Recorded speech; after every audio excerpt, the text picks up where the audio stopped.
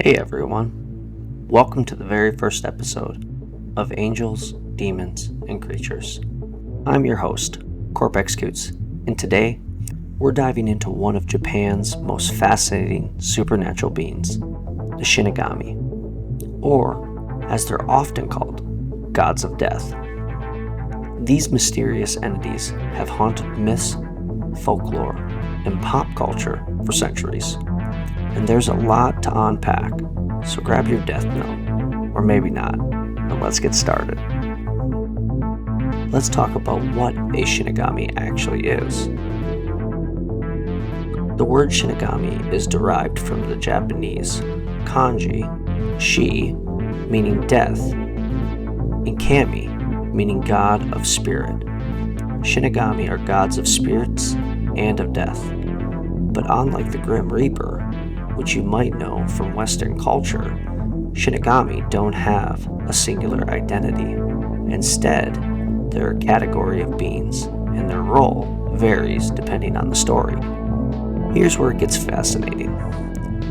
Shinigami, as we know them today, don't have a strong presence in Japan's oldest religious traditions, like Shinto or Buddhism. In fact, Shinigami are more of a modern invention, influenced by Western ideas of death and the Grim Reaper during Japan's Edo or Meiji periods. Shinto traditionally associate death with impurity, spirits of dead, but they are not considered Shinigami. However, as Japan begins to interact with Western cultures, this concept of death, deity, one who actively guides or decides death, begins to emerge. Early mentions of Shinigami appear in Edo period's literature and plays. These Shinigami are often depicted as mischievous spirits who manipulate humans into death, sometimes as punishment for bad deeds or as agents of fate. Think of them as cosmic enforcers of balance, ensuring life and death remain in harmony. For example, one story tells of the Shinigami tricking a man into making a fatal decision, only for one man to realize too late that death was inevitable. These stories often have moral undertones, respect the natural order, or face the consequences. Now let's jump into the realm of the Death Note. It's an iconic portrait of a Shinigami. In this version, Shinigami live in a decaying wasteland, a reflection of their own stagnation and boredom. They're immortal, but this immortality comes at a cost.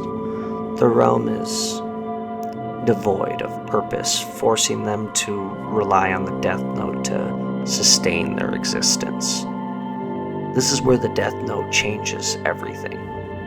Each Shinigami carries one of these notebooks, and by writing a human's name in it, they can claim a remaining lifespan of a person. Essentially, they're like cosmic debt collectors. But there's a twist. You see, Shinigami and Death Note aren't malevolent by nature. They're empathetic.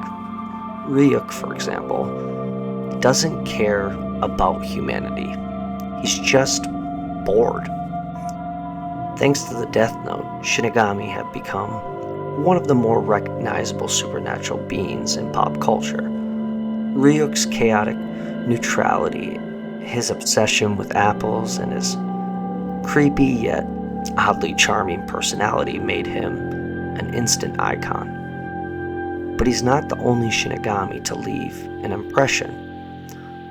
From the honorable Rem to the terrifying Geelus, Death Note gave us a variety of Shinigami, each with unique motivations and personalities. It's this complexity that makes Shinigami so fascinating. They're not purely evil. They're a mix of divine law, cosmic boredom, and human-like quirks. Philosophically, Shinigami embody humanity's fear and fascination with death. They represent the inevitable of mortality, but also the randomness of fate. In the stories, they often use to explore questions like, what would you do with the power of life and death? Can mortality exist in a world governed by impartial death gods? And most importantly, how does humanity face its own mortality? In a way, Shinigami force us to confront the uncomfortable truth. Death is unavoidable, but how we live in the shadow of the truth is entirely up to us. Well, that's a wrap on today's exploration into the world of the Shinigami. From the origin in Japan folklore to the modern portrait in Death Note, these beings are far more complex than they first appear. What do you think? Are the Shinigami terrifying gods of death? Or are they just misunderstood? Let me know in the comments below. Hit the like button, subscribe to Corpex Coots, and turn on the notifications so you don't miss episode 2, where we'll unravel the dark tales of fallen angels. Stay curious, and I'll see you next time.